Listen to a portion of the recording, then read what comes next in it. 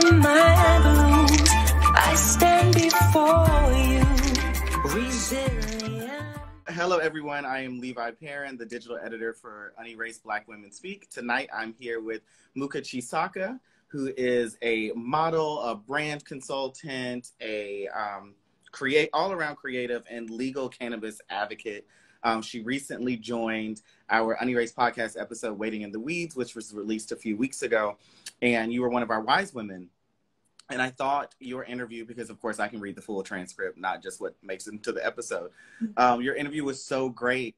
And of course, there's so much we have to cut just to get into the 30 minutes that we put out, that I said there's absolutely no way we can not talk to her again and get to talk about some of these things that didn't make it into the episode. I already asked you how you were, but now that we're rolling, how are you? I'm doing fantastic. And I appreciate that too as well. I feel as though this has been a really interesting space to just be able to talk about cannabis in a is free and in a way that is accepted. So I'm really grateful for this opportunity and just to connect with you guys again. Love it. I think to kick things off, tell us about your journey to cannabis. Were you always interested in it, and how did you find it and get comfortable with it and get comfortable talking about it? Honestly, it's been a long journey. I'll say that. I come from a small African family. I'm Zambian. And so I was introduced to cannabis in college. And it's one of those things where, hanging out, passing all that good stuff. And I just happened to take a hit. So that was my first introduction to it. So fast forward a few years later, I started to really, really zone into what my trauma therapy was. And when experience began, that's when I really started to transition my cannabis use from something that's recreational to something that was really, really intentional. And it took me having to stop using cannabis for a while to be able to integrate, okay, how can I really use this plant in a way that is helpful, in a way that is healing, and in a way that's intentional, and how can I learn more about it and about my body that makes sense. And then, kind of the way the universe just kind of beautifully folds into itself, synchronicity and all that, I was introduced to a cannabis dispensary as a brand client, and doing the research for all of that and starting to understand really what goes into making sure that cannabis products are working for people, but also the process in making sure that cannabis is accessible, right? Because I was to the dispensary to help on digital marketing campaigns and just helping to destigmatize cannabis itself, helping to destigmatize some of the ideas that were kind of keeping people away from engaging this plant in a way that was really helpful. And just with some of my cultural background, it's I see all of these roadblocks every day, these ideas every day, and there's some really cool strategies that we can employ to help people understand how this is a more helpful plant and how this is something that can really be beneficial for them. How was it advocating for yourself just within your family? I'm making the assumption that you've talked to them about cannabis usage, and I understand coming from a Black conservative family. You said you're Zambian. I'm from South Carolina. Different places, but I understand the cultural conservativeness. Right. No, trust me, family were in the same space, and it's one of those things where it's taken a really long time. It's taken about 5 years for my family to be comfortable with cannabis use and understanding the benefits on a large scale. But it took a lot of conversations, took a lot of candidness. But I think the most important thing is that it took a lot of vulnerability and openness. It took a lot of willingness to be able to say, okay, I'm currently going through a lot, and all of the things I'm going through are being helped, and my therapy is being sustained with cannabis. And so if you love me, if you really want me to integrate this healing, I really need us to take a serious approach into understanding what this plant is, and then into refusing and into removing all of the personal stigma that you might have attached to it. So it was really a lot of those conversations about, this is how you've looked at cannabis in the past, but this is actually what it is now, and being able to provide as many resources as possible, especially for my mom, for my dad. It's funny because my dad is a doctor, and it's something that's very, very interesting for me, especially for medical practitioners who are still learning what the endocannabinoid system is. And it's just such a true testament to the fact that there's a lot of work to do, not just on a personal scale, on a community scale, on a family scale, but just, I think, on a global scale of understanding what this plant can do and how it can help people. I mean, there's the marginalization of everything, so don't get me wrong on how he stops, things from moving. I get that. But I think it's just leaning into the hard work. So hard conversations and really just being open and vulnerable, that's really what has helped to cultivate openness and to cultivate a little bit more understanding. Mm-hmm.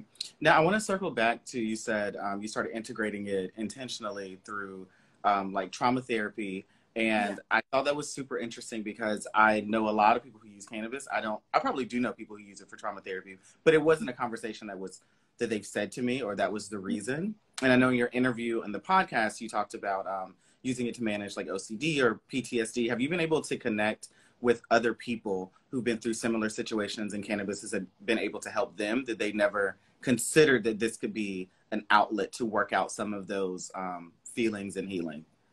It's funny, I've connected with people in group therapy spaces who use cannabis as a holistic tool. I've connected with people on a recreational scale who've kind of integrated a healthier personal practice for cannabis.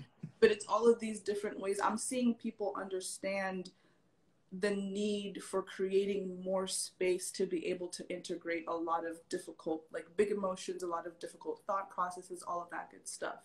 And that's the main way that cannabis has been able to really support therapy and to create a level of comfort, being able to create a level of confidence, but also being able to create a level of openness. And I think in understanding the plant itself, the fact THC can help you possibly have a better creative conversation and give you more open space mentally. But CBD can make you calm in the body to where when you're receiving information, when you're listening, maybe when you're creating space, you're not triggered or you're not activated. And so you're ready to integrate whatever helpful information is coming through. So that's kind of like what the process has been like as far as being able to interact with different people in standard therapy. I will say that none of my doctors have ever supported my cannabis use. Like, I'll say that. Yeah. I've had holistic therapy that's been able to help me and support that. But when I go the route and talk to my doctors, there's always this and this and that. Stop it right there. You have to be a personal advocate for your healthcare. And I'm like, we don't got to talk anymore about this. Right. We can move on. We can move on. Right. So it's something that my therapist practice has been able to help me with, because they also helped with making sure that I had my medical card, making sure that all of those good things were registered. And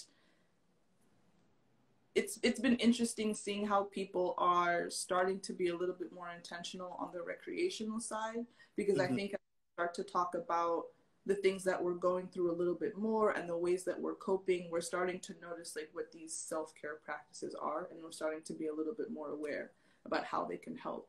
But unfortunately, I will say there aren't as many people talking about their holistic therapy practice with cannabis. I'm just seeing it more happen with the people, with the community, but that's something that's organic growth. And I think it's still a really, really healthy and beautiful thing. We just need a little bit more information so we can connect in being really, really helpful.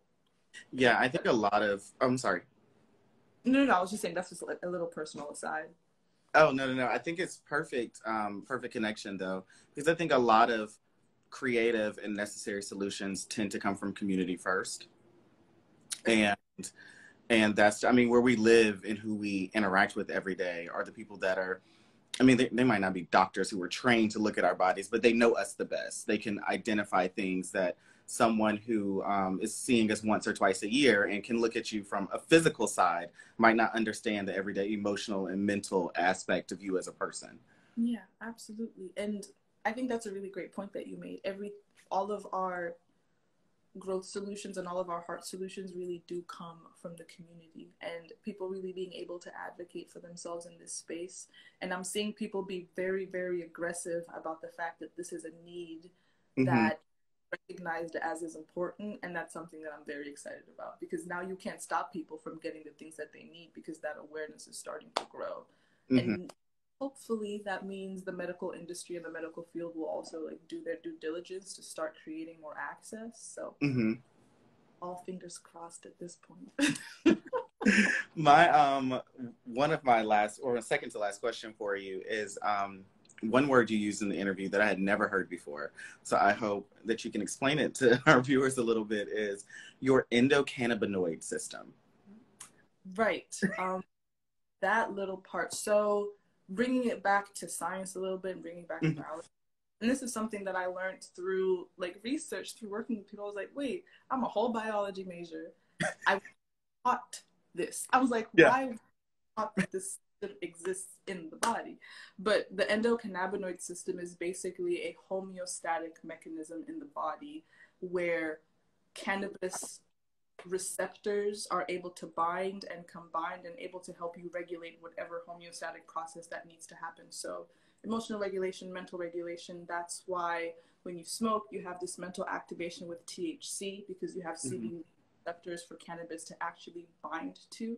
And then in your body, you have CB2 receptors for CBD receptors to actually bind to and create that relaxing effect in the body. And it's one of these things where, as far as being able to understand ourselves better internally, and as far as being able to advocate for the things that we need, especially in the cannabis space, system is, and knowing that it's part of the body, I think has been really, really important for me, and really, really important into learning that cannabis is okay. Because I still have to like break down my own personal biases, and I still have my own personal stigmas. Like I'm still connected to the culture in which I was raised. But in being able to continuously and confidently advocate for this, I just always go back to the fact that my body was literally created to receive this, because there are systems in me and there are mechanisms within me that are there to receive it and to integrate it and to help everything function better once those chemical combinations and once those chemical reactions have been started.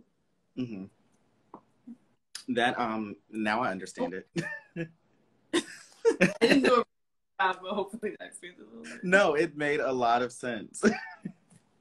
And my last thing for you is, can you talk just some about how, and you've kind of sprinkled this a bit throughout, how it's just changed your life and made you more comfortable with certain maybe conversations or projects that you're taking on, spaces you're stepping into?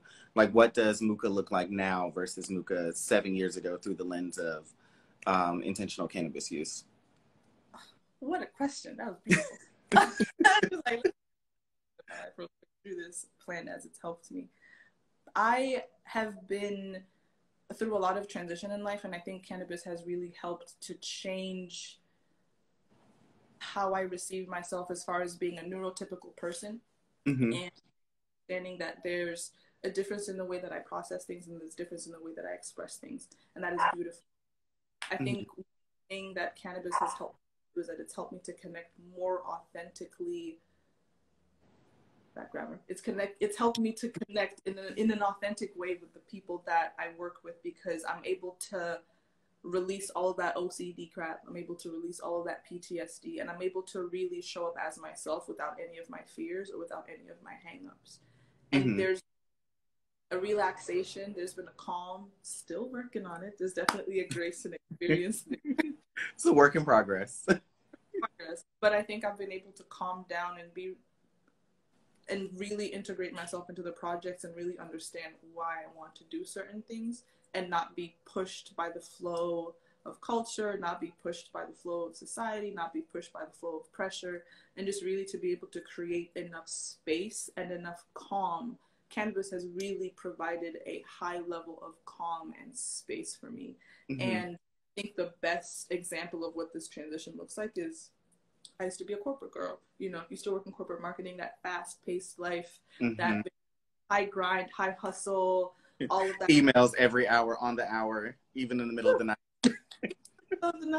And I think being able to now work in a way that it's a little bit more calm, work for myself, and support myself in this space, I'm going to give that to cannabis, because I wouldn't have to create that calm and that space without this plant helping me. because we just know what it is about this entrepreneur life. Like, it's not the easiest. It's not the easiest. But cannabis has a lot of space and a lot of calm. And now, as I work with more of my friends, as I work with more clients, as I work in a way that works for me, a slowed down pace, something that's a little bit more calm, something that's a little bit more connected and empathetic. It's really this like holistic practice of always creating space for myself. But that's because I've integrated my cannabis practice in a really responsible and intentional way throughout my day. And it's able to help me create that space. So I'm more calm, I'm less stressed. I don't do like the whole, 9-to-5 corporate grind thing. And maybe I'm now a little more of a hippie, but that is cool because it works for you. Yeah, it works. I'm softer now. I'm more calm. It's just, I feel the healing. Like, it's giving healing. It's giving healing. I love that. I think that's the perfect wrap. I'll give it to you. Is there anything you want to announce that you're working on? Anything that you want us to pay attention to? And then let everybody know where to find you as well. So I think right now, the only thing that I would give attention to, I love giving attention to my friends because I work with my friends. Love that. Yeah. And as far as where you can find me, mukachisaka.com, this Instagram handle and platform right here is how I connect all of the things that I do, but it's also how I'm able to amplify the work that I do with my friends and the work that I do with clients. And because I'm in this space where everything is just connected to my heart, anything that you see deployed it's what I'm working on. And currently everything is like really creatively developmental because we want to work on stories, we want to work on this, we want to work on that, and there's nothing specific right now outside of just saying watch the space because there's a lot happening on the back end, but it's something it's a space to celebrate friendship, it's a space to celebrate connection, it's a space to celebrate how the community comes together and builds itself. And I think that's really what I want people to focus on, like how are people continuing to build themselves post-pandemic, people beginning to realize the lives that they want to live and really dig into like, okay, what does success look like for me? What does my life look like for me? What does that personal experience look like for me? And hopefully anyone who taps in is also able to engage in that. Because I think for me, it's just about sharing as much freedom of expression and authenticity as possible. That's always something that I've wanted to share with people. So that's what you can watch out for. Well, I love it. Thank you so much for joining us. Guys, we'll be back 2 weeks from tonight. You check us out then. Yes, I hope everyone has a great time. And thank you so much, Levi. This has been great. Yeah, no problem. I'll talk to you soon. Bye.